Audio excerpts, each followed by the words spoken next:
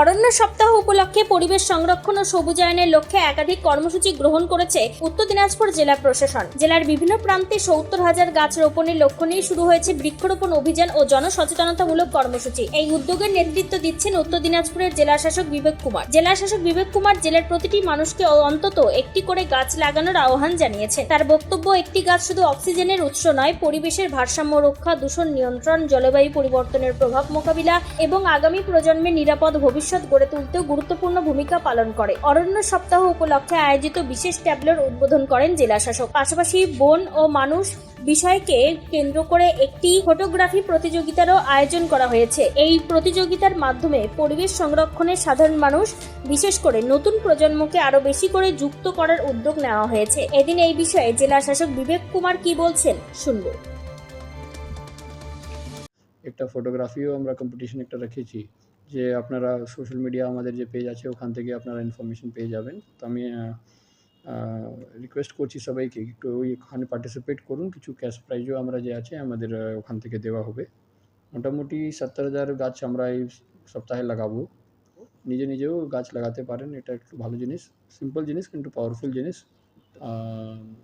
যে অরণ্য রথ আছে, একটা অ্যাওয়ারনেস জন্য একটা আমরা এনভায়রনমেন্ট দিচ্ছি। তো তাহলে ওরা প্রত্যেকটা ব্লকে যাবে, লোকজন একটা অ্যাওয়ারনেস জন্য জাগরুক হোক। অন্যদিকে জেলার বাসিন্দাদের একাংশ এই উদ্যোগকে সময়োপযোগী ও প্রশংসনীয় বলে উল্লেখ করেছেন। তাদের মতে প্রশাসনের এই কর্মসূচি আরো বেশি মানুষকে বৃক্ষরোপণ ও বন সংরক্ষণে উৎসাহিত করবে এবং আগামী দিনে উত্তর দিনাজপুরকে আরো সবুজ ও পরিবেশ বান্ধব জেলা হিসেবে গড়ে তুলতে গুরুত্বপূর্ণ ভূমিকা নেবে। উত্তর দিনাজপুরের রায়গঞ্জ থেকে নিজস্ব প্রতিনিধির রিপোর্ট, টাইমস 14 বাংলা। ভর্তি, তাই আর দেরি না করে আজই আসুন রায়গঞ্জের চণ্ডীতলায় হেলথ প্লাস মাল্টি স্পেশালিটি ক্লিনিকে এবং এখানে পান অভিজ্ঞ ডাক্তার দ্বারা ফ্রি স্কিন টেস্ট। আরো বিস্তারিত জানতে যোগাযোগ করুন 9674895169 এই নম্বরে।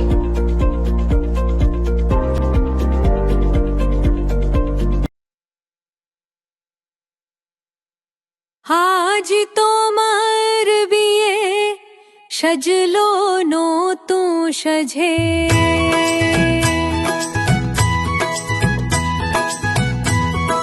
সবার মনেতে আনন্দ,